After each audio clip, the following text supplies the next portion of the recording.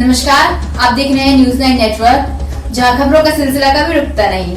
मैं जानी पोदार हाजिर हूँ देश और दुनिया की तमाम छोटी और बड़ी खबरों के साथ। आइए शुरुआत करते हैं आज की खबरों का सिलसिला। बिहार सरकार पर जमकर बरसे आरजेडी के युवा प्रदेश महासचिव अशोक भारद्वाज। साथ ही न्यूज़ 9 नेटवर्क से बातचीत में कहा कि 212 डिहरी विधानसभा में भी कोरोना लगातार बढ़ रहा है। लोगों से अपील है कि सावधानियां बरतें और सुरक्षित रहें। सुनाते हैं क्या कुछ कहा अशोक भारद्वाज ने। स्वागत है आप सभी का न्यूज़ 9 में। इस वर्ष बिहार में विधानसभा का चुनाव होने वाला है और सभी पार्टियों का लगभग तैयारियां शुरू हो गई है। वर्चुअल रैली के माध्यम से सभी पार्टी अपने कार्यकर्ताओं के साथ लगातार जुड़े हुए रह रहे हैं। हम बात कर रहे हैं वर्तमान में डेहरी विधानसभा की।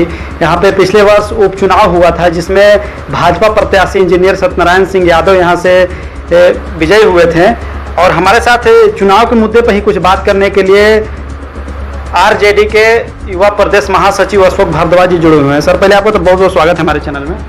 बहुत बहुत धन्यवाद आपको भी अपने कार्यक्रम में मौका देने के लिए। लगातार पूरे भारत में और कहें तो बिहार में भी कोरोना का कहर लगातार जारी है। इस बीच चुनाव कराने की तैयारी लगभग की जा रही है, तो आपको क्या लगता है इस कोरोना काल में चुनाव होना चाहिए या नहीं होना चाहिए? देखिए, एनडीए घटक दल में इस बात को लेकर के मतभेद है।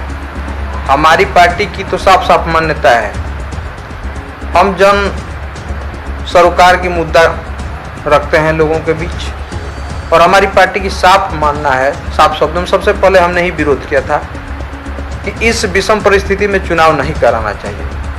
पहले आरजेडी ने ही मांग उठाई, उसके बाद बहुत सारी जो पार्टियां आती हैं, यहाँ तक कि एनडीए के घटक दल लोक जनशक्ति पार्टी ने भी मांग किया कि अभी चुनाव नहीं होना चाहिए और ऐसे लोगों की भी मान्यता है, आम जन की भी मान्यता है कि इस विषम परिस्थिति में चुनाव नहीं ही कराना चाहिए।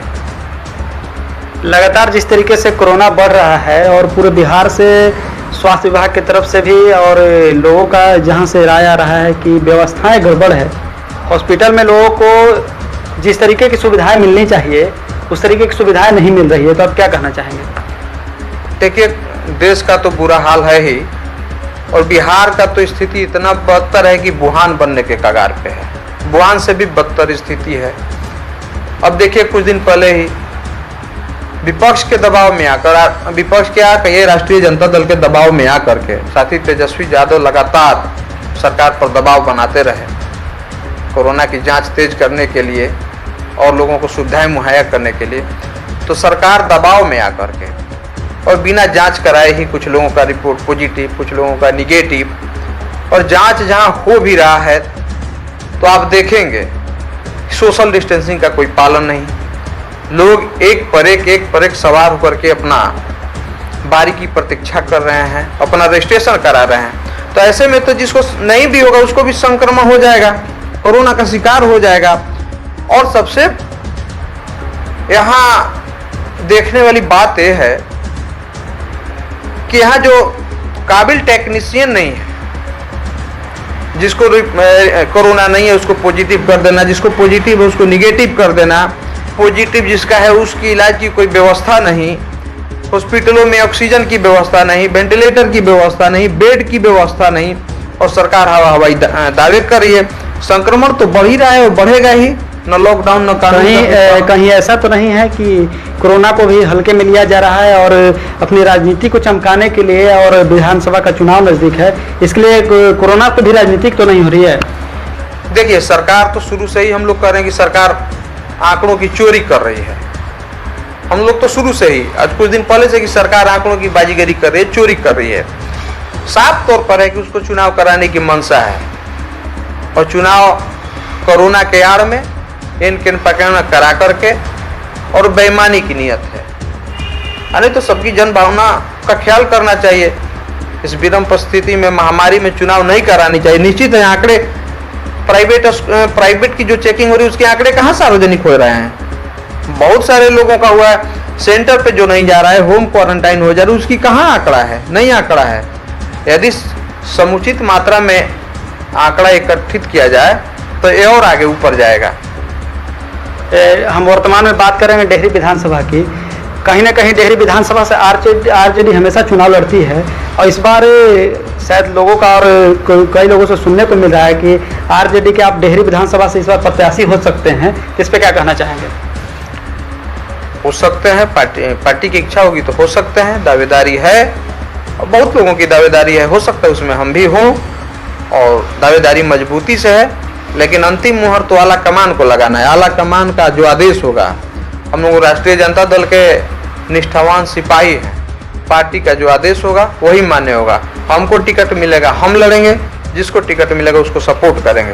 दावेदारी है, राजनीति जीवन 25 सालों से आदमी इस पार्टी में अपना समय दिया है, तन मन धन दिया है, तो स्वाभाविक है दावेदारी अपने लोगों को, अपने क्षेत्र की जनता को मजबूती के साथ उसकी मदद करने के लिए